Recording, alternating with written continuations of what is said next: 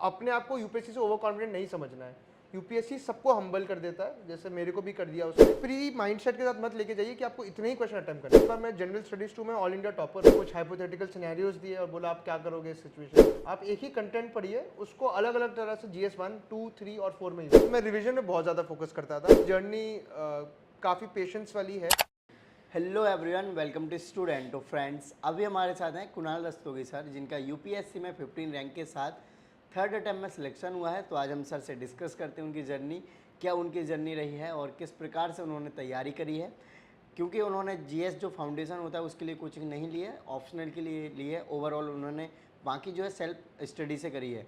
साथ में सर का जो बैकग्राउंड है, उनके फादर भी आईपीएस ऑफिसर हैं, तो जानेंगे कि आईपीएस ऑफिसर उनके फादर थे तो किस प्रकार से उनको हेल्प मिली उनकी जर्नी में। सो डिटेल में डिस्कस करते हैं। सर, सबसे पहले आप अपना एजुकेशनल बैकग्राउंड बताइए। तो सर क्योंकि मेरे फादर आईपीएस ऑफिसर है, तो मैं बहुत सारे स्कूल्स में पढ़ा लिखा हूँ। तो मैंने अपना क्लास 10 तक होली क्रॉस स्कूल त्रिपुरा अगरतला से किया। फिर मैंने क्लास 11-12 अपना जो है वो CMS गोमती नगर से किया। और फिर मैं बिट्स प्लानिंग किया ग्रेजुएशन के लिए, जिससे मैंने सिविल इंजीनियरिंग में ग्रेजुएशन किया और मैं वहाँ 2021 में पास आउट हुआ। और उसके बाद मेरे 3 अटैम्प्ट लग गए मेरे को ये यूपीएससी एग्जामिनेशन को क्रैक करने में। ओके, बाकी आपके 2 अटैम्प्ट्स का क्या रिजल्ट रहा? तो मैंने पहला अटैम्प्ट मैंने अपने कॉलेज के प्रिपरेशन के साथ ही दिया। उस साल कोरोना की वजह से जो प्री का एग्जामिनेशन है वो शिफ्ट हो गया था फ्रॉम मेरे ख्याल से मई से शायद अक्टूबर में हो गया था। तो थोड़ा टाइम मिला, तो मैंने वहाँ इंटरव्यू स्टेज तक गया मैं उस पर्टिकुलर अटैम्प्ट में। लेकिन फिर मैं इंटरव्यू के बाद फाइनल लिस्ट में सिलेक्शन नहीं हुआ। फिर उस साल कुछ ऐसा सर्कमस्टांसेस बन गए थे कि मंडे को इंटरव्यू का रिजल्ट आया और संडे को दोबारा प्रीलिम्स था। हाँ। तो मैं प्रिपेयर अच्छे से नहीं कर पाया। और फिर उस संडे को जब मैंने एग्ज़ाम दिया तो मेरा प्रीलिम्स का GS 1 पेपर तो क्लियर हो गया था, मेरे 103 मार्क्स थे। लेकिन CSAT में मैं 1 मार्क्स से रह गया, तो मेरे 65 स्कोर था। उसके बाद सर फिर मैं काफ़ी डार्क मोमेंट था कि अब आगे करना है कि नहीं करना है ये, कि 2 अटैम्प्ट हो गए, प्रीलिम्स भी क्वालिफाई नहीं हुआ। फिर लेकिन मुझे लगा कि मैंने एक बार ड्रीम देख लिया इसका, तो एक तीसरा अटैम्प्ट भी देख ही लेता हूँ। पेरेंट्स का भी सपोर्ट अच्छा था मेरे पास, और फिर मैंने थर्ड अटैम्प्ट की तैयारी की और लकीली इस बार मेरा सिलेक्शन हो गया। ओके, सो अभी आपको फाइनली कैसा लग रहा है 15 रैंक के साथ आपका सिलेक्शन हुआ है? सर कभी बिलीव ही नहीं हुआ था कि 15 रैंक भी आ सकती है मेरी। मेरा हमेशा मानना था कि मैंने प्रिपरेशन अच्छे से किया है और फर्स्ट अटैम्प्ट में मेरा फाइनल कट ऑफ से 23 मार्क्स से रह गया था। तो मुझे ये तो लग रहा था कि 2 साल की मेहनत मैंने फिर उसके बाद और की है, तो वो शायद 23 मार्क्स में ब्रिज कर लूँगा, तो कोई ना कोई रैंक तो आ जानी चाहिए। लेकिन इतनी अच्छी रैंक आएगी ये मुझे कभी नहीं पता था। ओके, जैसे कि आपके फादर अभी ADG पोस्ट पर हैं और जनरली आप दूसरा प्रोफेशन भी तो चूज़ कर सकते थे, आपने सिविल सर्विसेज से क्यों चूज़ किया? आप अपने फादर से डिफरेंट भी कर सकते थे। हाँ सर बिल्कुल, उन्होंने कभी मेरे को फोर्स नहीं किया कि मुझे क्या करना है। उन्होंने यही बोला जो भी करना है अच्छे से करो। लेकिन सर जब मैं कॉलेज में था तब मैंने देखा, मैं अपने करियर पाथ को एक्सप्लोर कर रहा था, तब मुझे लगा मुझे भी कोई ऐसी जॉब चाहिए जहाँ मैं पब्लिक सर्विस कर सकूँ। और उस पब्लिक सर्विस में मुझे ये लगा कि सिविल सर्विसेज एक ऐसा बैकग्राउंड है जो मुझे पहले से पता भी है, थोड़ा बहुत आइडिया भी है। हाँ। और मुझे अच्छा भी लगता है, तो मैंने फिर सोचा कि सिविल सर्विसेज ही मैं आगे देता हूँ। राइट, इसलिए यूपीएससी सबसे फेवरेट एग्जाम बना हुआ है इंडिया के लोगों के लिए। बिल्कुल बिल्कुल। ओके, सो हम जो बैकग्राउंड की अभी मैंने इंट्रो में बात करी कि जो बैकग्राउंड होता है, तो किस प्रकार से हेल्प हुई आपकी जब प्रिपरेशन स्टार्ट हुई? सर मेरे ख्याल से स्टडी में तो इतनी हेल्प नहीं हुई, क्योंकि पहले का जो सिलेबस था वो बिल्कुल ही डिफरेंट था। मेरे पापा जैसे बताते हैं कि पहले प्रीलिम्स में भी ऑप्शनल आता था, तो ऑप्शनल का एक पेपर होता था उसमें, और उन दोनों के मार्क्स कंबाइंड होकर मार्क्स फाइनल बनते थे जी। तो अब तो वो सब कुछ रहा नहीं है। सिलेबस भी काफ़ी चेंज हो गया है पहले से। एथिक्स पहले जैसे नहीं होता था, अब एथिक्स भी आ गया है। तो मुझे लगता है वो स्टडी का सपोर्ट तो नहीं मिला, लेकिन वो जो कैरेक्टर चाहिए होता है सिविल सर्वेंट को, जो क्वालिटीज़ है जैसे डेडिकेशन, पेशेंस बहुत इंपॉर्टेंट है, वो सब वो बार बार बोलते रहे मेरे को कि ये एग्जामिनेशन ऐसा एग्जामिनेशन है जिसमें अगर आप फर्स्ट अटेम्प्ट में भी क्वालिफाई करते हैं तो भी आपको 2 साल तो लगेगा ही लगेगा। तो उन्होंने ये सब जो चीज़ें महत्व है।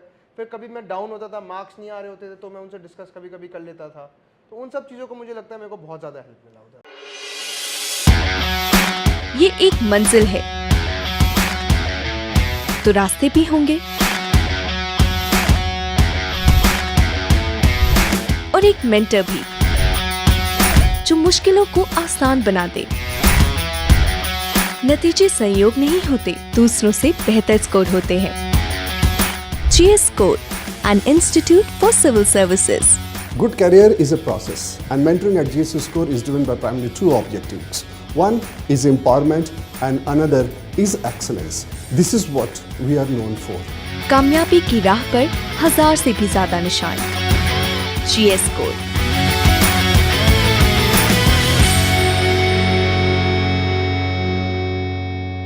ओके आप जैसे काफ़ी प्रीमियम इंस्टीट्यूट्स बिट्स पिलानी से आप पढ़े हुए हैं, तो आपने जब कोचिंग स्टडी स्टार्ट करी तो आपने कोचिंग्स वगैरह या फिर कोई इंस्टीट्यूट ज्वाइन करने का नहीं सोचा? क्योंकि आपका बैकग्राउंड भी अच्छा खासा है, तो ऐसा कोई फाइनेंशियली कॉन्स्टेंट तो था नहीं। सर प्रॉब्लम उस समय क्या थी कि मैं त्रिपुरा में था तब और कोविड का लॉकडाउन लग गया था, तो मैं वहाँ पूरे 2020 तो मैं वहीं रहा और 21 के भी शुरू के 6 महीने मुझे वहीं रहने पड़े क्योंकि अप्रैल में सेकंड वेव आ गया था और उससे पहले लॉकडाउन खाली नहीं हुआ था। तो मेरे पास अपॉर्चुनिटी नहीं थी कि मैं वहाँ से दिल्ली आ सकूँ कभी भी। सेकंड प्रॉब्लम ये थी कि जो ऑनलाइन इंडस्ट्री वो सब तब ओपन ही हुई थी सर, तो तब मुझे ऑनलाइन का पता तो था कोचिंग का कि है, लेकिन मुझे इतना आइडिया नहीं था। तो मैंने सोचा कि मैं जनरल स्टडीज़ वैसे ही पहले पेपर पढ़ता था मैं, तो मैं ये पढ़ लेता हूँ, लेकिन हाँ ऑप्शनल की कोचिंग मैंने ज़रूर ली क्योंकि मुझे ये लगा कि मेरा बैकग्राउंड सिविल इंजीनियरिंग में है और मुझे कम्प्लीटली डिफरेंट डिसिप्लिन को अडॉप्ट करना है। उस डिफरेंट डिसिप्लिन में मेरे को कोई फॉर्मल हेल्प की ज़रूरत तो थी, तो इसलिए मैंने सोचा कि मैं PSIR का ले लेता हूँ, लेकिन GS का मैंने खुद मैनेज करने की कोशिश की। ओके सो प्रीलिम्स के बारे में बताइए कि प्रीलिम्स को आपने कैसे प्रिपेयर किया या फिर क्या प्लान बनाया था आपने सेल्फ स्टडी का, क्योंकि आपने कॉलेज के थर्ड ईयर में थे या फिर फाइनल ईयर में थे सॉरी, और तभी आपने अपेयर किया था? तो यार प्रीलिम्स का तो मुझे ये लगता है कि सबसे डाइसी स्टेज है एग्जामिनेशन का, क्योंकि जो लेवल ऑफ कंपटीशन आपको प्रीलिम्स में दिखेगा वो और किसी भी स्टेज ऑफ एग्जामिनेशन में आपको नहीं दिखेगा, जो ऑड्स हैं। तो प्रीलिम्स का मुझे ये लगता है कि आपको बहुत ही क्लियरली स्ट्रैटेजी अपनी डिफाइन कर लेनी चाहिए। तो मैंने इसको सब्जेक्ट वाइज अप्रोच किया, तो मुझे पता था कि पॉलिटी और इकोनॉमी से करीब 35 क्वेश्चंस तो हर साल आते ही हैं, जिसमें स्पेसिफिकली पॉलिटी बहुत मैनेजेबल है। पहले लगता था ऐसा, इस बार का मैं वो नहीं बोल रहा हूँ। तो पहले कुछ क्वेश्चंस ऐसे थे जो रिपीट होते रहते थे हर बार, तो मैंने उनको फिर मैंने देखा कि पॉलिटी इकोनॉमी अगर मेरी अच्छे से क्लियर हो जाएगी तो 30 क्वेश्चन तो मेरे ऐसे ही हो गए आउट ऑफ 60, बाकी मैं 30 कहीं ना कहीं से जॉट डाउन कर लूँगा किसी ना किसी वजह से। तो फिर मैंने वो शुरू किया कि मैंने ये सोचा कि मैं पॉलिटी और इकोनॉमी को अपना स्ट्रॉन्ग बनाता हूँ। फिर मैंने टॉपर की देखा स्ट्रैटेजी वीडियोज़, जिसमें उन्होंने बहुत सारे बुक्स वगैरह डिस्कस की हुई हैं, जैसे M लक्ष्मीकांत, स्पेक्ट्रम और ये सब चीज़ें। एक बार जब बेसिक बुक्स हो गई मेरी, उसके बाद फिर मैंने टेस्ट सीरीज़ में बहुत फोकस किया। तो चाहे फर्स्ट अटैम्प्ट हो चाहे थर्ड अटैम्प्ट हो, मैंने हर अटैम्प्ट में कम से कम 50 प्रीलिम्स के टेस्ट तो लिखे ही लिखे हैं। और इन 50 टेस्ट को मैंने सिर्फ लिखा ही नहीं है, बल्कि मैंने इनको इंटरनलाइज भी करने की कोशिश की है कि जो मुझे वहाँ नॉलेज नहीं पता वो मैं अपने अंदर डेटाबेस में डाल दूँ, जो मेरा नोट्स है, और जो मुझे पता भी है तो मैं कम से कम अपना एक वो जो स्ट्रैटेजी होता है ना एग्जाम इंट्यूशन का कि भाई एडुकेटेड गेसिंग वगैरह, वो मैं हर अटैम्प्ट के साथ अपना इंप्रूव करूँ। तो ये दो फोल्ड पर्पस था। तो CSAT पे आपने ज़्यादा फोकस नहीं किया क्या? मतलब आप अच्छे बैकग्राउंड से बिलोंग करते तो आई थिंक उतना इंग्लिश मैथ रीजनिंग तो आती होगा। हाँ सर, लगता तो आती है, लेकिन सेकंड अटैम्प्ट ने मेरे को दिखा दिया कि CSAT एक बहुत बड़ा ऑब्स्टिकल है। तो मुझे पहले जैसे आपने कहा लगता था कि मेरा CSAT निकल जाएगा आराम से, फर्स्ट अटैम्प्ट में निकल भी गया था आराम से। सेकंड अटैम्प्ट में पता नहीं क्या हुआ, दिन बुरा था या जो भी था, मैं CSAT में ठीक से परफॉर्म ही नहीं कर पाया और फाइनली 1 नंबर से मेरा कट ऑफ क्लियर नहीं हुआ। और मुझे उसका प्राइमरी रीज़न यही लगा कि मेरी प्रैक्टिस बहुत कम थी और ओवर कॉन्फिडेंस ज़्यादा था। तो मैं तो यही कहूँगा कि किसी भी स्टेज ऑफ एग्जामिनेशन में UPSC को आपको अपने आप को UPSC से ओवर कॉन्फिडेंट नहीं समझना है। UPSC सबको हम्बल कर देता है, जैसे मेरे को भी कर दिया उसने। और फिर इसलिए मैं बोलूँगा कि आप हर स्टेज पढ़िए, और अब तो आपको CSAT को उतना ही वेटेज देना है जितना आपको अपने GS में देना है। अब इतना इंपॉर्टेंट हो गया क्योंकि आप कट ऑफ देखिए सिर्फ 11 नंबर का 8 नंबर का फ़र्क है। 66 आप 9 नंबर का 66 आपका CSAT का कट ऑफ है और इसका और 75 हो गया है। तो UPSC दोनों को इक्वलाइज करना चाहता है किसी ना किसी वे में। राइट। सो प्रीलिम्स के आपने मॉक के बारे में बताया, PYQ आपने लगाए? मैंने PYQs बहुत लगाए, बहुत ज़्यादा। कितने ईयर्स के लगाए होंगे? तो PYQs मेरा डिफरेंट स्टेजेस ऑफ एग्जामिनेशन के लिए डिफरेंट रहा है। मैंने प्रीलिम्स के PYQs बहुत लगाए, लेकिन मैंने मेंस में PYQ से ज़्यादा कीवर्ड्स को मैंने इंपॉर्टेंस दिया जो सिलेबस के थे।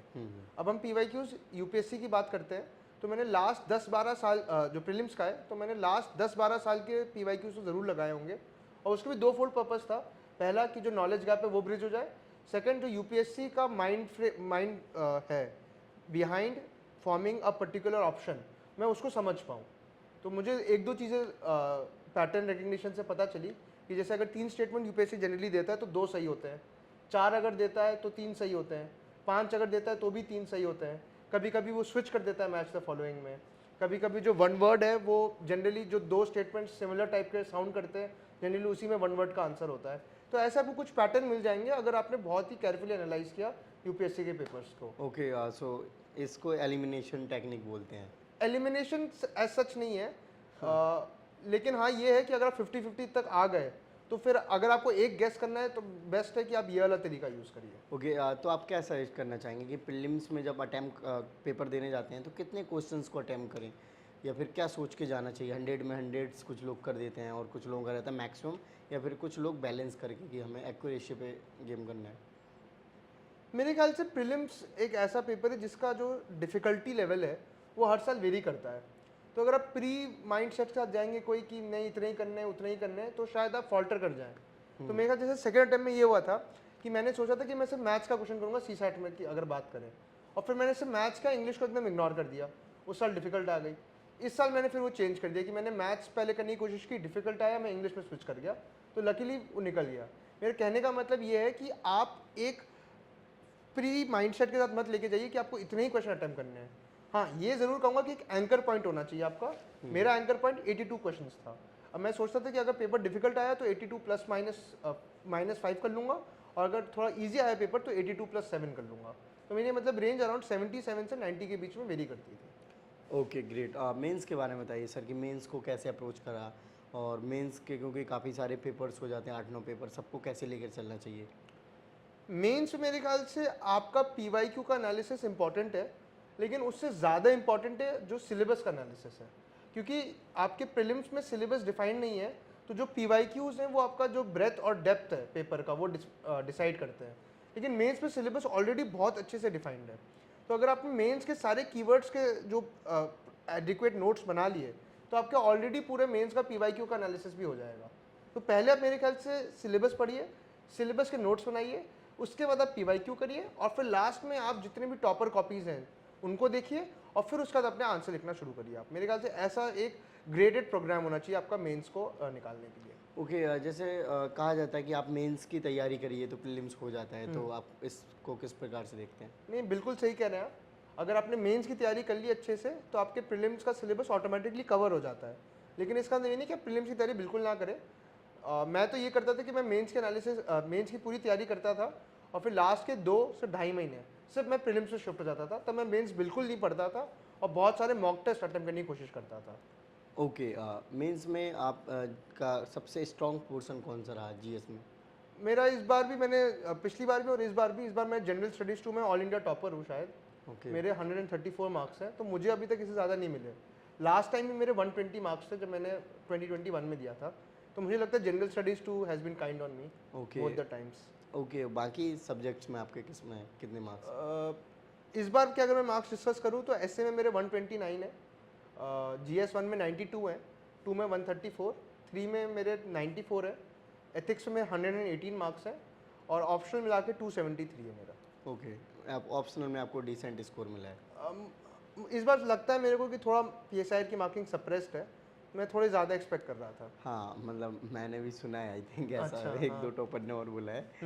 ओके, सो PSIR आपने ऑप्शनल क्यों चूज़ किया? क्या सोच के चूज़ किया था? आपको इजी लगा था, या फिर इंटरेस्टिंग था, या फिर टॉपर्स मैक्सिमम ऑप्ट कर रहे थे?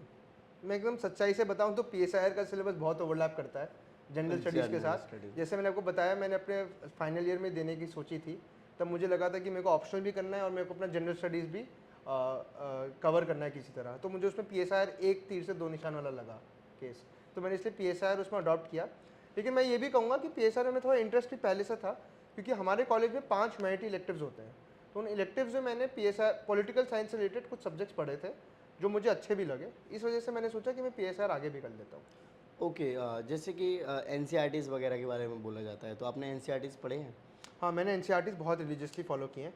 जैसे मैंने ज्योग्राफी का क्लास 10 से क्लास 12 का किया, हिस्ट्री का मैंने किया पूरा, पॉलिटी का जो 11th-12th में होता है वो मैंने पूरा किया, सोसाइटी के भी NCERTs आती हैं वो भी मैंने पढ़ी हैं, उनसे अंडरस्टैंडिंग बेटर होती है। तो ये सब चीज़ें पढ़ी हैं मैंने। और करंट अफेयर्स? यार करंट अफेयर्स में तो मेरा हमेशा से एक ही चीज़ मानना रहा है कि आपको न्यूज़पेपर बहुत ज़्यादा इंपॉर्टेंट है पढ़ना। तो मैं तो न्यूज़पेपर में बहुत ज़्यादा फोकस करता था। एक न्यूज़पेपर मैंने डेली पढ़ा है पिछले 3 सालों में। इसके अलावा मैं प्रेस इन्फॉर्मेशन ब्यूरो का जो एक्चुअल गवर्नमेंट का वेबसाइट है उसका मैं डेटा रोज़ देखता था। तो मुझे इस बार उसका बहुत फ़ायदा हुआ प्रीलिम्स में, क्योंकि मैंने देखा कि काफ़ी ऐसे स्कीम्स हैं जो वर्बैटिम आ गए हैं। जैसे फॉर एग्जांपल अनीमिया का क्वेश्चन आया था इस बार, वो आप देखेंगे वर्ड बाय वर्ड पीआईबी से उठाया गया है। तो पीआईबी काफ़ी इंपॉर्टेंट है। इसके अलावा लोग पीटी 365 वगैरह तो पढ़ते हैं, तो वो मैंने भी फॉलो किया था। ओके, सो करंट अफेयर्स को कितना टाइम देना चाहिए? डेली बेसिस पे देना चाहिए या फिर जब एग्ज़ाम आ जाए उस टाइम पे आप पूरा साल का उठाओ और उसको पढ़ लो? मेरे ख्याल से डेली आपका काम करेंगे तो बेटर रहता है। अगर आप डेली न्यूज़पेपर पढ़ रहे हैं और पीआईबी की चीज़ें रेफ़र कर रहे हैं, तो बाद में जब पीटी पढ़ते हैं तो आपको ज़्यादा टाइम नहीं लगने वाला। तब आपकी स्पीड, जैसे कोई अगर नॉविस है एकदम ही, तो उसकी शायद पीटी पढ़ने की स्पीड 60 से 8 पेज पर घंटा होती है। और अगर आपने न्यूज़पेपर और पीआईबी पढ़ के रखा है तो आप उस स्पीड को इंक्रीज करके 13 से 14 पेज कर सकते हैं पर घंटा। तो ये जो बहुत डिफरेंस क्रिएट कर देता है लास्ट के टाइम पे, क्योंकि लास्ट में आपको सिर्फ करंट अफेयर्स नहीं पढ़ना होता, आपको स्टैटिक भी इक्वली इंपॉर्टेंट होता है, प्लस टेस्ट भी देने और उनको भी रिवाइज करना होता है। तो आपका टाइम फाइनली बच जाएगा उसमें। ओके, सो इंटरव्यू के बारे में बताइए। आपको इंटरव्यू Sir. में लास्ट टाइम कितना मार्क्स मिला था और इस बार कैसे इंक्रीज? सर लास्ट टाइम मेरे इंटरव्यू में 160 मार्क्स थे, इस बार फॉर्चुनेटली मेरे को 193 मिले, तो 33 नंबर्स का इंक्रीज़ हुआ मेरा इस बार इंटरव्यू में। ओके, सो सर आपके इंटरव्यूज़ में किस टाइप के क्वेश्चंस पे फोकस किया गया था? जैसे आपके फादर के बैकग्राउंड के ऊपर या आपके किस तरीके से? तो इस बार मेरा इंटरव्यू बहुत ज़्यादा डिफरेंट था मेरे पिछली बार से। पिछली बार तो काफ़ी फैक्चुअल इंटरव्यू चला, लेकिन इस बार एनालिटिकल और सिचुएशनल बेस्ड क्वेश्चंस थे। मेरे फादर के बैकग्राउंड पे तो ऐसा कुछ नहीं पूछा गया डायरेक्टली, मेरे बैकग्राउंड पे काफ़ी चीज़ें उन्होंने पूछी, काफ़ी सिचुएशंस दिए मेरे को, काफ़ी केस स्टडीज़ दी, मुझे सॉल्व करने के लिए बोला, कुछ हाइपोथेटिकल सिनेरियोज दिए और बोला आप क्या करोगे इस सिचुएशन में। तो इस तरह से मेरा इंटरव्यू चला इस बार। ओके, सो ओवरऑल आपने जो प्रिपरेशन करी है वो आपने सेल्फ स्टडी से करी है? पूरी सेल्फ स्टडी तो नहीं बोलूँगा मैं, क्योंकि मैंने घर से रह के पूरी की है। मैंने 1-2 कोचिंग के मटेरियल बहुत एक्सटेंसिव फॉलो तो ज़रूर किया है, तो पूरी सेल्फ स्टडी तो नहीं कहूँगा मैं, वो डिसऑनेस्ट हो जाएगा। Right, obviously. सो आप क्या कहना चाहेंगे जो फ्यूचर एस्पिरेंट्स हैं? आजकल गूगल, यूट्यूब पे इन्फॉर्मेशन बहुत ज़्यादा अवेलेबल है, तो सेल्फ स्टडी करके या फिर बिना कोचिंग लिए किया जा सकता है? नहीं नहीं, बिल्कुल किया जा सकता है।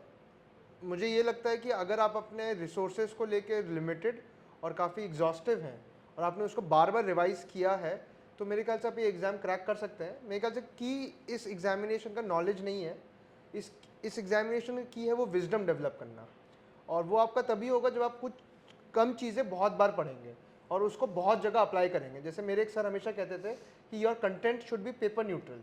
आप एक ही कंटेंट पढ़िए, उसको अलग अलग तरह से GS 1, 2, 3 और 4 में यूज़ करिए। तो वो आपका एक्चुअल लक्ष्य होना चाहिए, तभी आप कम कंटेंट के साथ ज़्यादा अच्छे आंसर लिख पाएंगे। ओके, तो आपने नोट्स बनाए थे? हाँ, मैंने नोट्स बनाए थे, मैंने अपने ऑप्शनल के एक्सटेंसिवली नोट्स बनाए, लेकिन GS 1, GS 2 के भी नोट्स बनाए मैंने, लेकिन 1 और 3 के मैंने ऐसे नहीं बनाए ऐसे। ओके, जैसे आज ही वीडियो में एक कमेंट था, क्या जो प्रीवियस टॉपर्स होते हैं फिर जो दूसरे कोचिंग के नोट्स होते हैं उनसे भी नोट्स बनाए जा सकते हैं? बिल्कुल बिल्कुल, वो तो मेरे ख्याल से सबसे अच्छा वो रहता है। जैसे मुझे अभी भी याद है, मैं श्रुति शर्मा मैम के GS 4 के नोट्स, मृदुल शिवरे सर हैं उनके PSI के नोट्स, मैंने बहुत एक्सटेंसिवली उनको रेफ़र किया है अपने नोट्स में बनाने के लिए, और उनमें मैं अपना वैल्यू एडिशन कर लेता था जो मुझे उस समय लगता था कि करंट में चल रहा है। ओके, और रिवीजन का क्या साइकिल रहता था? मैं रिवीजन में बहुत ज़्यादा फोकस करता था। प्रीलिम्स के पहले मैं कम से कम 3 रिवीजन देता था, एक पहली बार, एक दूसरी बार, तीसरा आखिरी 10 दिन में। तो प्रीलिम्स के आखिरी 10 दिन में तो मैं यही कहूँगा कि जब आप रिवाइज कर रहे होंगे तो आप टेस्ट पेपर्स मत दीजिए, तब सिर्फ जो UPSC के PYQs है सिर्फ उनको सॉल्व करिए, ताकि आपको जो एग्जामिनर का माइंडसेट है, जो UPSC का एक्चुअल पेपर बना रहा है, उसका साइकी समझ में आ जाए, तो आप ऑप्शंस को बेटर एलिमिनेट कर पाएंगे। ओके, सो लास्ट में फ्यूचर एस्पिरेंट्स को आप क्या मैसेज देना चाहेंगे? मैं तो यही कहूँगा कि ये जर्नी काफ़ी पेशेंस वाली है। मुझे भी 3 साल लग गए, कोई अगर पहला अटेम्प्ट में निकालेगा तो भी उसको 2 साल तो ज़रूर लगेंगे। तो आप पेशेंट रखिए, सच्ची हार्डवर्क जो है वो ऑलवेज पेस, आज नहीं तो कल आपको रिवॉर्ड मिलेगा अगर आपने ऑनेस्टली हार्डवर्क किया है और आप परसिवियर करते रहे हैं इस पूरे जर्नी में। Right, okay, thank you so much sir for your lovely message. Thank you sir. या वेलकम। सो फ्रेंड्स, आपने देखा कि सर ने अपने एक्सपीरियंस को शेयर किया, स्ट्रेटजीज वगैरह डिस्कस करी। सो आई होप आपको वीडियो अच्छी लगी हो तो इस वीडियो को लाइक करें। जय हिंद।